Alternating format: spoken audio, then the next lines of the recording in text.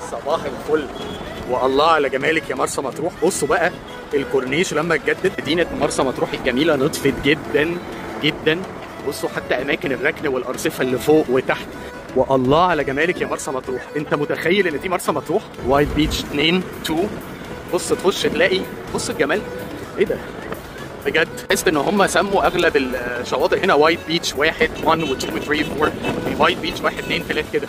بص ده عروس البحر اهو، فندق عروس البحر وريما اهو، انتوا عارفينه. بص بقى هنا، بص قدامه بقى عامل ازاي، انت متخيل؟ بص وده الجزء اللي تحت، بص الجمال، اعمده الاضاءه اللي في منتهى الشياكه دي، باراسيلينج هناك اهو. بص الجمال هنا، دي مرسى مطروح اللي انتوا تعرفوها. اتفرج بقى على النظافه والجمال. طبعا كمان عامل كده عشان عامل باركينج هنا للعربيات. ادي وايت بيتش 2 تقريبا وده 3. بص بقى وعامل كل الرصيف ده تحت بمحلات بقى هنا اهي، لسه هتفتح، لسه كل ده من السنه الجايه بقى هيتظبط. بص الباراسيلينج اهو، بص لون البحر. واحنا فين بقى؟ رصيف تاني خالص فوق ورصيف تالت هناك اهو، والعربيات